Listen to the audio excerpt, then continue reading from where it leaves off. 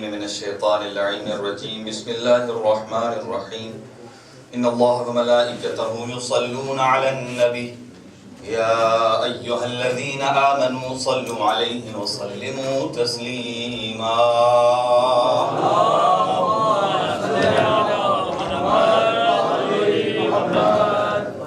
والصلاة والسلام وتحية والإكرام على سيدنا ونبينا وشفيع ذنوبنا وطبيب نفوسنا رحمة للعالمين أبي القاسم محمدا المصطفى اللهم صل على محمد وعلى محمد وعلى آله الطيبين الطاهرين المعصومين المنتخبين لا سيما على بقية الله الأعظم روحي وأرواح العالمين لتراب مقدمه الفداء عجل الله تعالى فرجك وسهل الله تعالى مخرجك وظهورك وجعلنا وأولادنا من أعوانك وأنصارك ورحمة الله وبركاته اللهم صل على محمد وعلى محمد أما بعد فقد قال الله الحكيم في كتابه المتين بسم الله الرحمن الرحيم من جاء بالحسنة فله خير منها فهم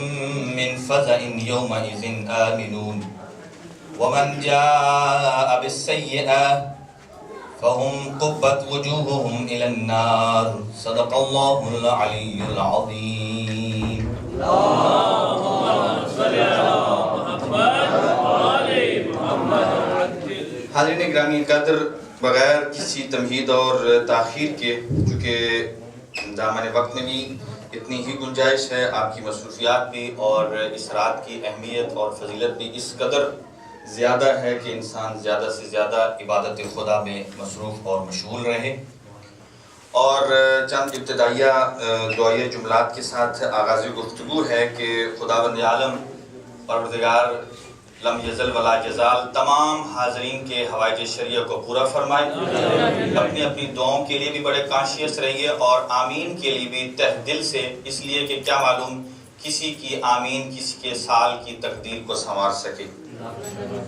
خداوند عالم تمام حاضرین کے صغیرہ کبیرہ گناہ معاف فرمائے اور حاضرین کے مرحومین کے گناہ معاف فرمائے، اور بالاخص اس ادارے کے معاونین جو حال حیات ہیں اللہ ان کی توفیقات میں اضافہ فرمائے، اور جو اس دنیا سے جا چکے ہیں جوار سید الشہداء میں انہیں جگہ نصیب فرمائے، اور تمام مومنین کے مالی دینی دنیاوی مشکلات آسان فرمائے، اور جو بیمار ہیں ان کو صحت اور تندرستی عطا فرمائے، اور خاص طور سے ہمارے ضامن محمد صاحب، ایاز علی صاحب، دلاور حسین صاحب، دلاور حسین بچہ علیل ہے، عباس، سید عباس رضا، اور سید صداقت حسین کاظمی، غلام حسین شیرازی، پروین زہرا خاتون ہیں، اور محجبین فاطمہ اور اختر حیدری صاحب، اللہ تعالیٰ کی ذات ان کو صحت اور تندرستی عطا فرمائے، اور اس کے علاوہ جملہ مومنین و مومنات جنہوں نے درخواست سے دعا کی ہے اس شب کی برکت سے، اور مولود حجت ابن الحسن العسکری علیہ السلام کے وجود ذی جود کے صدقے ان کو شفائے کامل و عاجل نصیب فرمائے،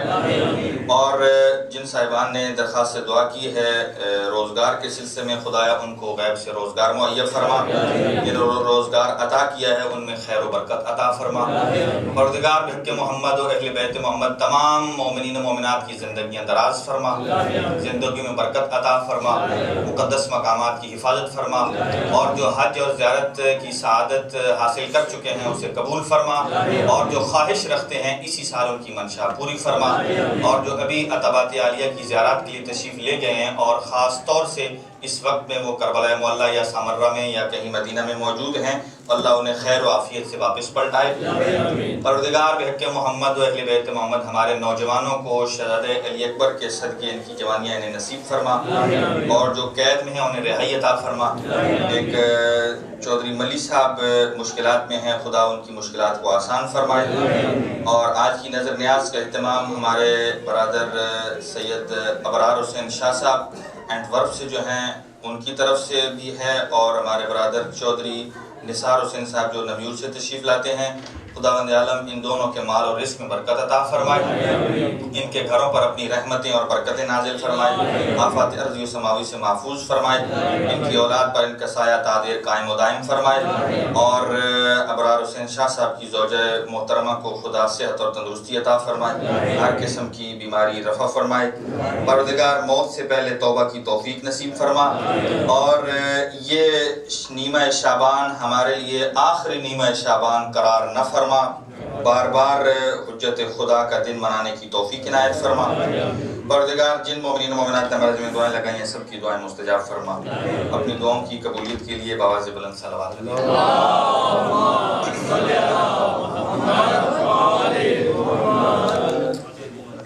سامعین گرامی قدر، قبل اس کے کچھ معروضات عرض کروں۔ آج کی اس شب کی فضیلت کے اعتبار سے امام صادق علیہ السلام ارشاد فرماتے ہیں،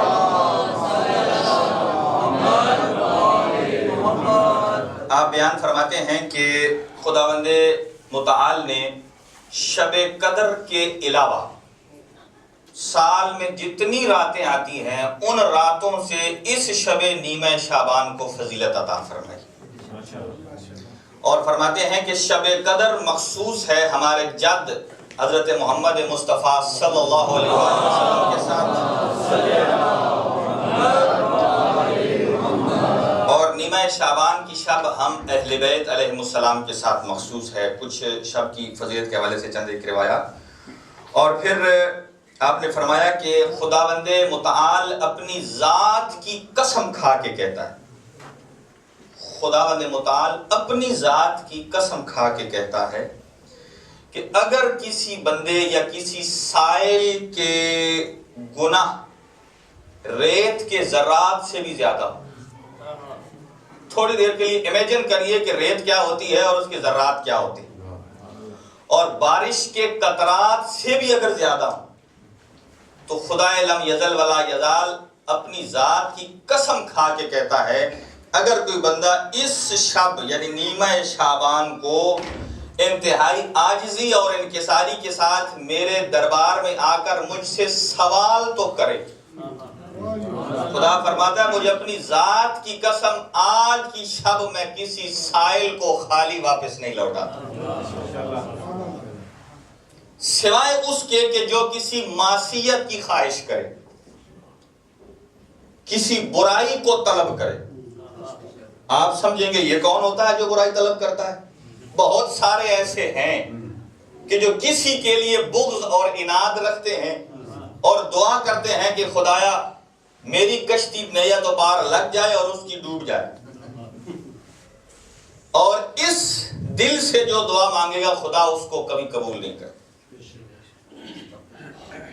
اور حضرات سے میری گزارش ہے کہ سب سے پہلے اپنے دل کی طرف متوجہ ہوئیے اور اپنی گزشتہ زندگی پہ نگاہ دوڑا کے، ہر بندہ اپنے بارے بہتر سمجھتا ہے کہ وہ کس مقام اور کس سٹیج پہ کھڑا ہے، اور پھر اس پاک صاف نیت سے، اور میں بڑے فخر سے یہ کہتا ہوں بہت سارے مومنین و مومنات مجھے دور دراز سے ٹیلی فون کرتے ہیں، وہ کہتے ہیں آقا صاحب آپ دعا فرمائیے، اور ہمیں پتہ بھی نہیں ہوتا، پھر وہ کہتے ہیں آپ نے دعا کی اللہ نے ہماری یہ منشا پوری کر دی۔ اور یہ میرا اپنا ایمان ہے کہ اس ادارے کے اندر دعا کی قبولیت کے اسباب تو اور ہوں گے بھی ہوں گے، لیکن من جملہ اسباب میں سے ایک جملہ اور ایک سبب یہ ہے کہ یہاں جتنے بندے دعا کے لیے آمین کہتے ہیں ان میں سے کوئی بھی بغیر وضو کے نہیں بیٹھا ہوگا۔ یہ ہمارے چھوٹے چھوٹے بچوں کی بھی عادت ہے کہ باہر سے جیسے ہی آتے ہیں پہلے باوضو ہوتے ہیں، اس کے بعد امام بارگاہ میں تشریف لاتے ہیں۔ یعنی جس ماحول میں طہارت موجود ہو اور خدا پسند ہی ذکر اس زبان سے کرتا ہے کہ جو زبان بھی طاہر ہو۔ یہ میرا اپنا ایمان ہے۔ اور پھر فرمایا اس رات کی اگر کوئی شب بیداری کرتا ہے تو اس کا دل اس دن مردہ نہیں ہوگا جس دن سارے دل مردہ ہو جائیں۔ لم یمت قلبہ یوم تموت القلوب۔ اور پھر فرمایا اتنی عظیم عبادت سنیے کہ ہر چیز کی ایک خاص اہمیت ہے۔ ابھی ہم جو اعمال کریں گے سر سجدے میں رکھ کے جو دعا مانگیں گے، یہ روایت ہے امام صادق علیہ السلام۔ آپ فرماتے ہیں کہ ایک نیمہ شعبان میں سرکار تھے حضرت عائشہ کے گھر میں، اور آدھی رات کو آپ اٹھے اور مصلی عبادت پہ گئے، اور اس طرح سرب سجود ہوئے کہ نہیں پتا چلتا تھا کہ زمین پہ چادر بچھی ہے یا محمد مصطفیٰ بچھے ہوئے ہیں۔ روایت لمبی ہے۔ حضرت عائشہ نے تلاش کیا، اور جب بالآخر خبر ملی کہ آپ یہاں سر سجدے میں رکھ کے جو دعا پڑھ رہے ہیں، ابھی ہم وہ دعا پڑھیں گے، بعد میں سرکار دو عالم نے فرمایا، اے عائشہ آپ کو نہیں معلوم کہ اس رات کی قدر کیا ہے؟ یہ وہ رات ہے کہ جس میں اگلے سال کی تقدیر لکھی جاتی ہے۔ یہ وہ رات ہے کہ جس میں اگلے سال حج کرنے والے حاجیوں کے نام لکھے جاتے ہیں۔ یہ وہ رات ہے کہ جس میں زندگی کی میعاد مقرر کی جاتی، اور یہ وہ رات ہے کہ جس رات کو خداوند عالم اپنے تمام فرشتوں کو حکم دیتا ہے کہ وہ سرزمین مکہ پہ اترے اور مومنین کی دعاؤں کو وصول کر کے بارگاہ معلیٰ میں پہنچے۔ اور پھر معصوم نے ارشاد فرمایا کہ اگر کوئی شخص یہ چاہتا ہے کہ اس سے 1,24,000 انبیاء مصافحہ کرے، بندہ مصافحہ نہ کرے انبیاء سے، انبیاء مصافحہ کریں اس بندے سے، آپ نے فرمایا اگر چاہتے ہو کہ 1,24,000 انبیاء آپ سے مصافحہ کریں تو اس کا بہترین عمل یہ ہے کہ نیمہ شعبان کو حسین ابن علی کی زیارت پڑھی جائے۔ جو زیارت پڑھتا ہے اسے اتنا ثواب ملتا ہے کہ ہر نبی الگ الگ طور پہ اس سے مصافحہ کر رہا ہے۔ گویا شکریہ ادا کر رہے ہوتے ہیں کہ تم نے اس کی زیارت پڑھی ہے کہ جس نے ہماری محنت کو بچایا ہے۔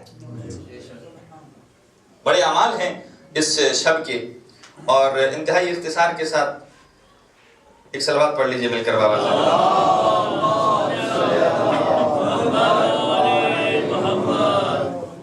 آج کے لیے اتنا ہی کافی۔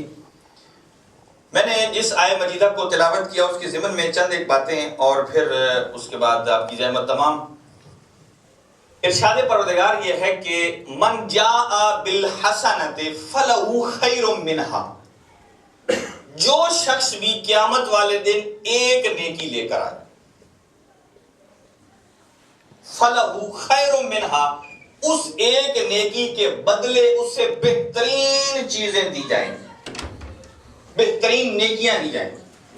اور کیا ہوگا؟ وَهُمْ مِّن فَزَعٍ يَوْمَئِذٍ آمِنُونَ، اور محشر کے دن جو جزا اور فضا کی کیفیت ہوگی، یعنی انسان کے اندر ایک جو روب اور خوف کی کیفیت ہوگی، جو اس ایک نیکی کو لے کر آئے گا محشر کے میدان میں اس جزا اور فضا کی کیفیت سے محفوظ رہے گا۔ وَمَنْ جَاءَ بِالسَّيِّئَةِ، اور جو ایک برائی لے کر آئے، قُبَّتْ وُجُوهُهُمْ فِي النَّارِ، اس کا چہرہ جہنم کی آگ میں جھونکا جائے، ڈالا نہیں جائے گا، صرف جھونکا جائے۔ جیسا کہ تندور میں آگ جل رہی ہو، آپ اپنا ہاتھ اس کے اندر نہیں ڈالتے، ہاتھ کو جھونکتے ہیں تو پتہ چل جاتا ہے اس کے اندر کتنی حرارت ہے، صرف جھونکایا جائے گا اسے غلطی کے بدلے۔ جب معصوم سے دریافت کیا گیا کہ وہ ایک حسنہ کیا ہے اور ایک برائی کیا ہے، چونکہ کوئی بندہ کائنات میں ایسا نہیں ہے کہ جس کے پاس ایک نیکی نہ ہو، کوئی نان مسلم بھی ہے تو بھی کم از کم راستے سے اگر روڑے کو ہٹا دے تو یہ نیکی تو ہے،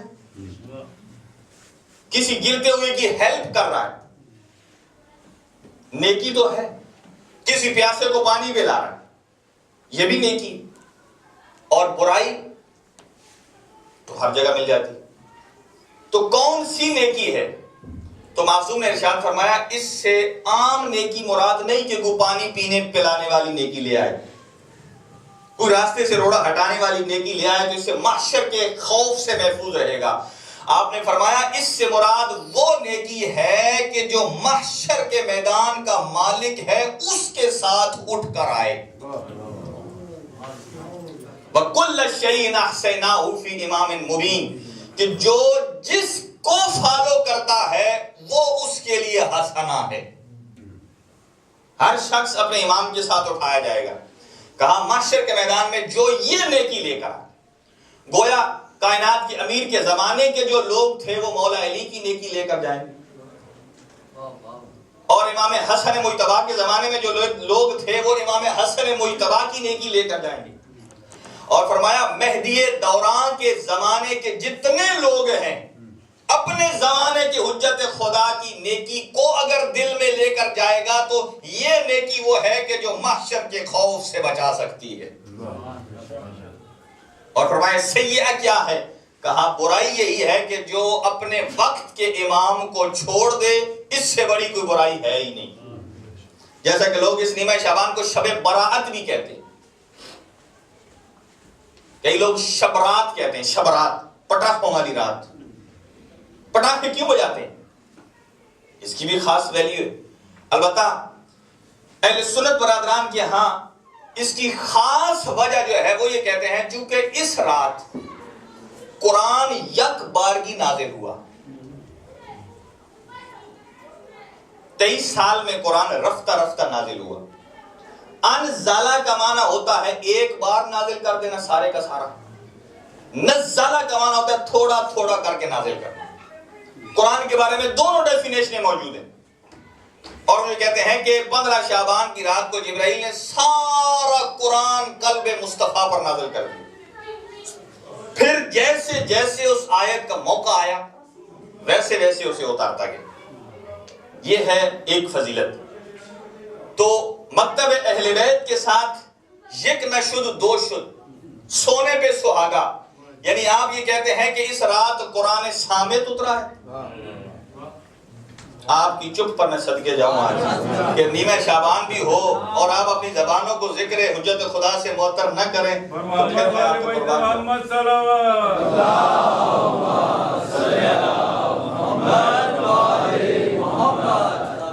اور حجت خدا کا ظہور اور آپ کی دنیا میں تشریف آوری بھی اسی تاریخ سے مصادف ہے. اور دوسرا جملہ شب براءت کیوں کہتے ہیں؟ براءت کا معنی ہوتا ہے اظہار بیزاری, اور سورہ توبہ کا دوسرا نام بھی براءت ہے. ایک اس کی وجہ بھی یہ ہے شب براءت کی کہ یہی وہ رات تھی کہ جب کسی کو رسول نے سورہ توبہ دے کر بھیجا تھا, جائیے, اور پھر راستے میں کہا علی ابن ابی طالب سے جائیے اور ان سے کہیے کہ سورہ توبہ آپ مجھے دے دیں, آپ خود واپس چلے جاؤ. واپس ہے, انہوں نے سرکار دو عالم سے پوچھا کہ یا رسول اللہ, اس کو تو تفسیر کبیر میں علامہ فخر الدین رازی یوں لکھتے ہیں کہ جب واپس گئے اور انہوں نے سوال کیا یا رسول اللہ اگر مجھے بلانا ہی تھا تو بھیجا کیوں؟ سرکار نے فرمایا آپ کو پتہ نہیں کہ میں نہ اپنی مرضی سے کسی کو بھیجتا ہوں نہ بلاتا ہوں. بھیجا بھی تھا تو کسی کی مرضی سے, بلایا بھی تھا تو کسی کی مرضی سے, تاکہ عیاں ہو جائے کہ جو گرامر جانتے ہیں اور فخر کرتے ہیں کہ ہم عربی کے موجد ہیں, جو دیکھ کر قرآن نہ پڑھ سکے وہ اور ہوتے ہیں, جو شکم مادر میں قرآن پڑھتے ہیں وہ اور ہوا کرتے ہیں. شب براءت, اور ایک ہے براءت کا معنی اظہار بیزاری, اور وہ اس کی یوں ڈیفینیشن کرتے ہیں کہ چونکہ یہ رات وہ ہے کہ آپ اپنے گناہوں سے بیزاری کریں تو اللہ معاف کر دے گا. میں کہوں گا اچھا یہ معنی بھی بہت اچھا ہے, اپنے گناہوں سے بیزاری اور براءت کرنا گناہوں سے. میں کہتا ہوں اس روئے زمین میں سب گناہوں سے بڑا ایک ہی گناہ ہے جو قابل معافی بھی نہیں ہے, قابل عفو بھی نہیں ہے, قابل درگزر بھی نہیں ہے. وہ گناہ کیا ہے؟ سب سے بڑا گناہ ہی یہ ہے کہ جس سے زہرا راضی ہی نہ ہو. بی بی زہرا سے گستاخی کرنا اس سے بڑا تو کائنات میں کوئی گناہ ہی نہیں ہے. اس گناہ سے بھی تو اظہار بیزاری ہونا چاہیے. تو حجت خدا اس رات میں جب تشریف لائے, بی بی نرجس خاتون فرماتی ہیں جہاں میں نے چھوڑا تھا کہ میں سورہ قدر کی تلاوت کرتی ہوں اور شکم مادر میں بچہ اس کی ریپیٹیشن کرتا ہے. ادھر ماں تلاوت کرتی ہے, ادھر شکم سے بیٹا تلاوت کرتا ہے. آیت الکرسی کی تلاوت، سورہ یاسین کی جس کی ابھی اپنے تلاوت کی، سورہ توحید کی تلاوت. تو یہاں میں نے چھوڑا تھا وہ یہی ہے کہ جب آخری محمد شکم مادر میں قرآن کی تلاوت کرتا ہے تو پہلا محمد 40 سال کیسے بغیر قرآن کے علم کے رہ سکا. اور دوسری بات کہ جیسے ہی دنیا میں تشریف لائے اور بی بی حکیمہ خاتون فرماتی ہیں کہ مجھے حجت خدا کے والد گرامی امام حسن عسکری علیہ السلام نے فرمایا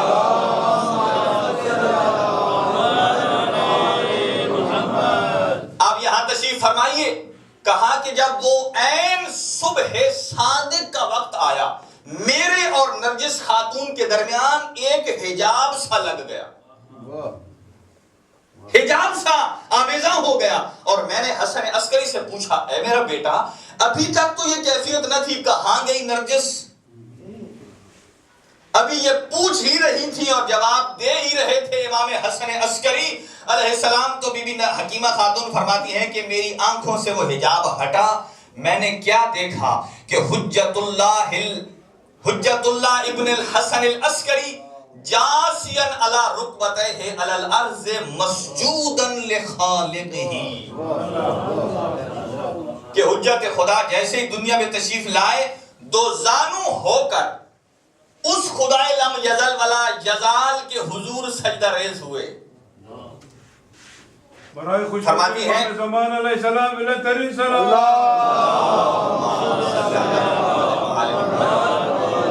وہ فرماتی رائے تو ہوں مسجودن علی الارض. نتیجہ دینے جا رہا ہوں اب حضرات کو. بی بی نے فرمایا کہ میں نے دیکھا کہ یہ زمین پر سجدہ ریز ہے اپنے خدائے وحدہ لا شریک کو. تو گویا امام کے سجدہ دینے سے یہ بات سمجھ آ گئی کہ خاندان ہی دنیا میں ایک ہے کہ جو دنیا میں آتا ہے تو بھی سجدہ خالق میں جاتا ہے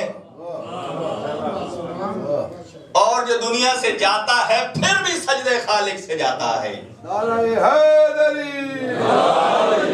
اور کہنا پڑا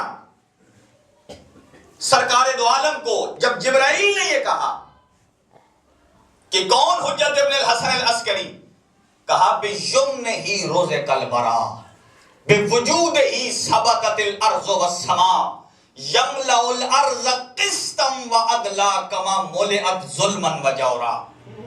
آپ نے فرمایا کہ یہی حجت خدا ہے جو ہمارا آخری بیٹا ہوگا کہ جس کے نور کی وجہ سے سورج بھی منور ہے، بِیُمْنِهِ رُزِقَ الْوَرَا، اور جس کے وجود کی برکت سے کائنات رزق پا رہی ہے. وَيَمْلَأُ الْأَرْضَ قِسْطًا وَعَدْلًا، اور یہی ہے کہ جو روئے زمین کو عدل و انصاف سے بھر دے گا ایسے جیسے ظلم و جور سے بھر چکی ہوگی. گویا میں کہوں گا سرکار دو عالم کے اس جملے نے ہمیں یہ بتا دیا ہے کہ اس دنیا میں ظلم و جور والا خاندان کون سا ہے اور عدل و انصاف والا خاندان کون سا ہے. گویا فیصلہ یہ ہو گیا ہے کہ ظلم و جور والا خاندان کون سا ہے، عدل و انصاف والا خاندان کون سا ہے. وہ خاندان جو دنیا میں آ کر پہلا کام یہ کرتا ہے سجدہ خالق میں جھک جاتا ہے، وہ عدل و انصاف والا خاندان ہوا کرتا ہے. اور وہ خاندان جو 61 ہجری میں جنہوں نے سارا سجدے میں رکھا ہو ان کا گلا کاٹ رہا ہو وہ ظلم و جور والا خاندان ہوا کرتا ہے. اور اس کی موجودہ مثال اگر آپ دیکھنا چاہتے ہیں تو مثال یہ ہے آج بھی کائنات میں دیکھیے جہاں جہاں مساجد میں جو سر بسجود ہو کر ذبح ہو رہا ہے وہ عدل و انصاف والوں کے ساتھ ہے، اور جو سجدے کی حالت میں کسی کو مار رہا ہے وہ ظلم و جور والوں کے ساتھ ہے. اور پھر جب سجدے کی حالت میں حجت خدا نے کون سا ذکر فرمایا، سر سجدے میں ہے اور دایاں ہاتھ آسمان کی جانب بلند کیا اور اشہد اللہ الہ الا اللہ وحدہ لا شریک کی گواہی دی. پھر روایت کا اگلا جملہ یہ ہے رفع رأسہ الی السماء، سجدے سے اٹھے اپنے سر کو آسمان کی طرف اٹھایا اور فرماتے ہیں اشہد اللہ الہ الا اللہ وحدہ لا شریک لہ واشہد ان جدی محمد رسول اللہ. واشهد ان آبائی و اجدادی علی ابن ابی طالب امامی وحسن ابن علی المجتبی امامی وحسین ابن علی المرتضی امامی، اور پھر فرماتے ہیں علی زین العابدین و امامی. تمام کی ترتیب آخر تک گنوائی اور فرماتے ہیں کہ اولئک ہم اولیاء اللہ، یہ سارے کے سارے حجت خدا ہیں. سوال یہ پیدا ہوتا ہے کہ حجت خدا نے اپنے 11 آباء و اجداد کے نام کیوں گنوائے؟ ایک حدیث سرکار دو عالم کی ہے اور تمام مکاتب فقہ میں یہ موجود ہے کہ آپ نے فرمایا بعدی 12 ائمہ وخلفائی 12، مختلف الفاظ کے ساتھ کہ میرے بعد میرے 12 جانشین ہوں گے، اور اسی ترتیب سے گنایا. یعنی جو ترتیب آج سے 300 سال پہلے مصطفیٰ نے دہرائی تھی، سبحان 300 سال کے بعد آج آخری مصطفیٰ دہرا رہا ہے، آخری محمد دہرا رہا ہے.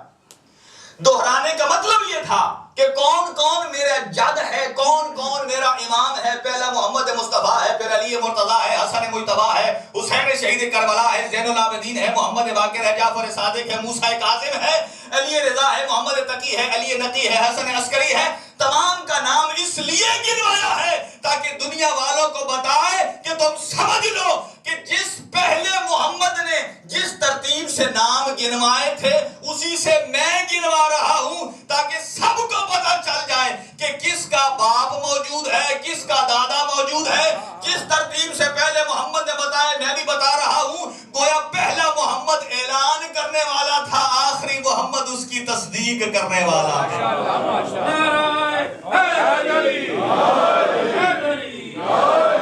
آخری محمد اس کی تصدیق کرنے والا ہے. اور پھر جب فرمایا لا الہ الا اللہ، اگلا جملہ سنیے، یہ کلمہ توحید کیا ہے؟ لا الہ الا اللہ.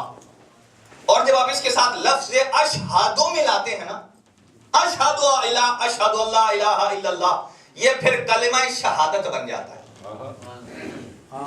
صرف لا الہ الا اللہ یہ کلمہ توحید ہے. محمد الرسول اللہ کلمہ رسالت ہے، علی ولی اللہ کلمہ ولایت ہے. لا الہ الا اللہ اکیلا کلمہ توحید ہے، لیکن اب اس کے پیچھے لفظ اشہد لگا دیتے ہیں، یہ کلمہ شہادت بن جاتا. تو حجت خدا دنیا میں آ کر کلمہ توحید لا الہ الا اللہ نہیں پڑھ رہے، اشہد اللہ الہ الا اللہ پڑھ رہے، گواہی دے رہے. یعنی یہ کلمہ کب پڑھا جاتا ہے؟ اگر کوئی بندہ مر جائے. توجہ چاہوں گا، بڑا باریک اور لطیف جملہ ہے جو کہتے ہیں کہ علی ہم جیسا، ہم مصطفیٰ جیسے. عجیب، سمجھ نہیں آتی مجھے. یہ کلمہ شہادت کب پڑھا جاتا ہے؟ کہ جب کسی کی روح قفس انصری سے پرواز کر جائے، جب وہ اپنے اس کے ساتھ مل جائے جس کو فالو کرتا تھا، جب اس کو مل جائے جس کو فالو کرتا تھا. ہم بے ڈر اور بے جھجک ہو کر علی علی کرتے ہی اسی لیے ہیں کہ ہمیں معلوم ہے کہ اس جہان میں بھی بادشاہ علی ہے اور اس جہان میں بھی بادشاہ علی ہے.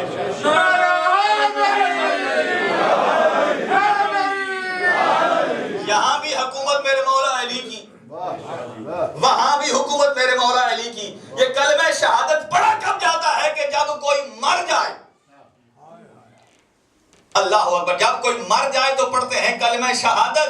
اور میرے 12ویں سرکار کب پڑھ رہے ہیں؟ کہ جب دنیا میں تشریف لائے. ماشاءاللہ، یعنی امام زندگی کے آغاز میں پڑھ رہے ہیں. دنیا پڑھتی ہے زندگی کے اختتام پہ. گویا امام پڑھ رہے ہیں حیات میں، دنیا پڑھتی ہے ممات میں. ارے اتنی بھی سمجھ نہیں آئی کہ قرآن یہ کہتا ہے کہ کبھی موت حیات کے برابر نہیں ہو سکتی. جب موت حیات کے برابر نہیں ہو سکتی تو یہاں تو کہتا ہے کہ جو کلمہ شہادت تیرے جنازے میں پڑھا جاتا ہے، حجت خدا تو دنیا میں آ کے زندگی کی ابتدا میں پڑھ رہا ہے. جب موت حیات کے برابر نہیں، تو حجت خدا کے برابر نہیں، تو علی کے برابر کیسے ہو سکتا ہے کہ جو حجت خدا علی کا 11واں بیٹا ہے؟ سبحان اللہ.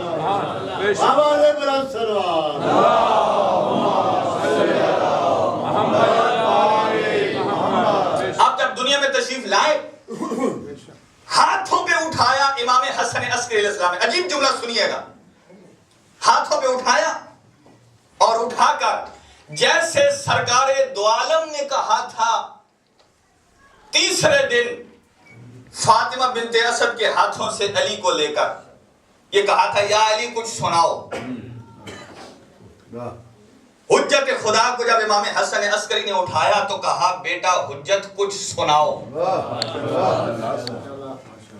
وہاں کائنات کے امیر نے سورہ مومنون کی پہلی آیت پڑھی تھی، یہاں حجت خدا نے سورہ قصص کی 5ویں آیت پڑھی. مولا علی نے پڑھی تھی قد افلح المؤمنون الذین هم فی صلاتهم خاشعون. باتحقیق فلاح پا گئے وہ لوگ جو نماز میں خشوع و خضوع کرتے ہیں، وہ مومنین، اس لیے کہ خود جو امیر المومنین ہے. اور یہاں حجت خدا نے کون سی پڑھی ہے؟ کہا نرید ان نمن علی الذین استضعفوا فی الارض ونجعلهم ائمۃ ونجعلهم الوارثین ونمکن لهم فی الارض.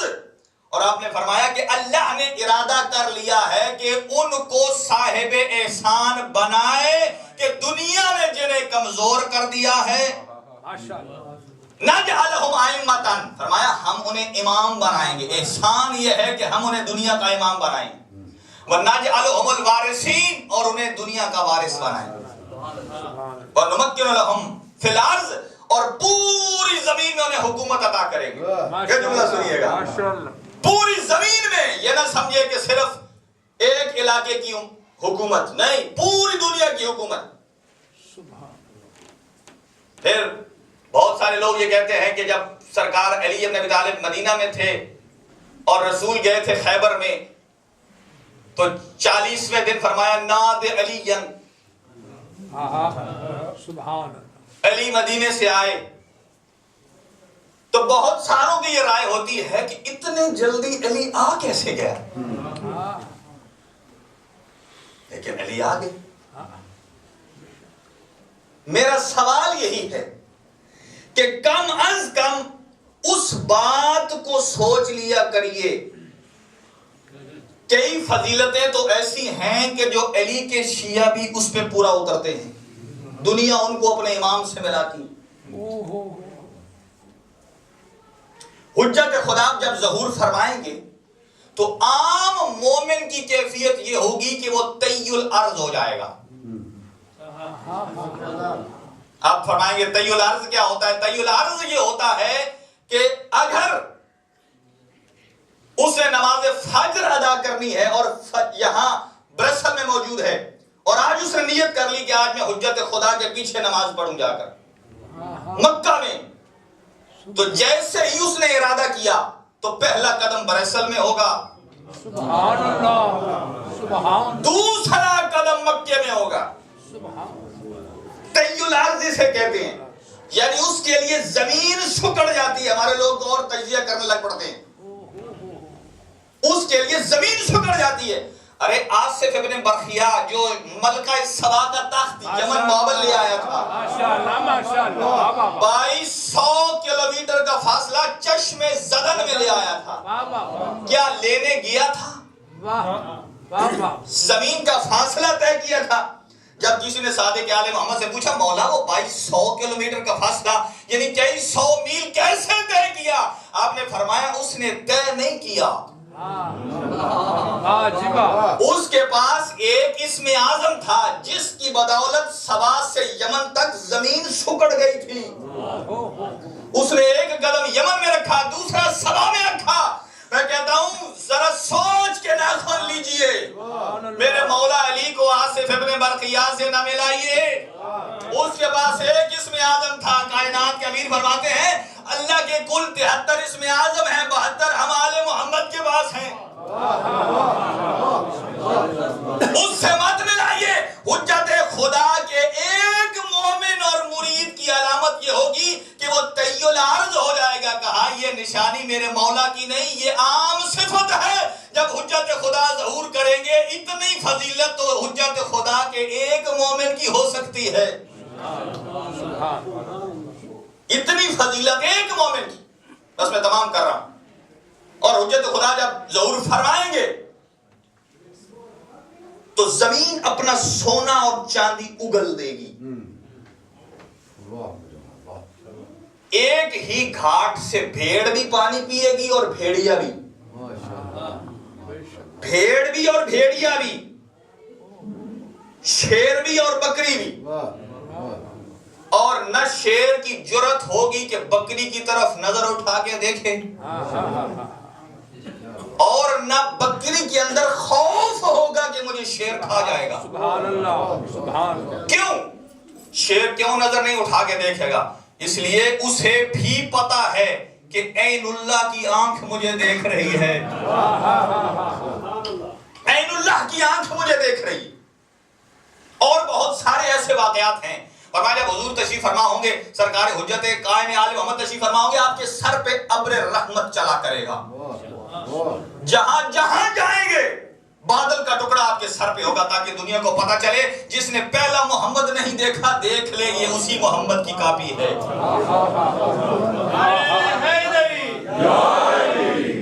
اور اس لیے آپ کی نشانی یہ ہے کہ جاء الحق وزهق الباطل آپ کے شانے پہ لکھا ہوگا. جب دنیا میں تشریف لائے تو پہلے کندھا تھا، لکھا ہوا تھا باڈی کے اندر جاء الحق وزهق الباطل. میں کہوں گا قرآن کی یہ آیت ایسی ہے جاء الحق وزهق الباطل کی، اس کو شرف حاصل ہے کہ یہ 2 دفعہ نازل ہوئی. ماشاءاللہ. ایک دفعہ قلب مصطفیٰ پہ اور ایک دفعہ بدن حجت خدا پہ. ایک دفعہ قلب مصطفیٰ پہ، دوسری دفعہ حجت خدا کے شانوں پہ. فرق کیا ہے؟ جب حجت خدا کے شانوں پہ آئی ہے تو لفظ قل کے بغیر آئی ہے، اور جب سرکار دو عالم کے پاس آئی ہے تو فرمایا قل کے ساتھ کہو جاء الحق وزهق الباطل. اور جب سرکار دو عالم پہ آئی ہے تو جبرائیل کے ساتھ آئی ہے. اور جب حجت خدا کے شانوں پہ لکھی ہوئی آئی ہے تو براہ راست آئی ہے. براہ راست آئی حجت خدا کی شانوں پہ. بس وقت تمام ہے. دعا ہے خدائے لم یزل ولا یزال تمام حاضرین اور مومنین و مومنات کی حاجات کو پورا فرمائے. اور جیسا کہ آپ عریضے میں لکھیں گے بہت ساری اپنی شرعی حاجات بھی جو آپ دل چاہتا ہے اس میں لکھیے. اور اس کے ساتھ ایک یہ بھی ضرور لکھیے کہ خدایا ہمارے یہاں برسل میں جو ماحول ہے ایک فیملی جیسا ماحول ہے، جیسا ایک گھر کا ماحول ہوتا ہے کہ فیملی کے اگر کسی ایک ممبر کو تکلیف ہو جائے تو باقی چین سے سو نہیں سکتے. یہ بھی لکھیے گا خدایا ہمارے اس ماحول کو شر شیطان سے محفوظ فرمائے، ہماری صفوں میں اتفاق و اتحاد عطا فرمائے، اور ہمارے دلوں کو قدورتوں کے زنگ سے پاک فرمائے. پروردگار تمام مومنین کے دلوں کو باہمی قریب فرمائے. پروردگار سب کے صغیرہ کبیرہ گناہ معاف فرمائے.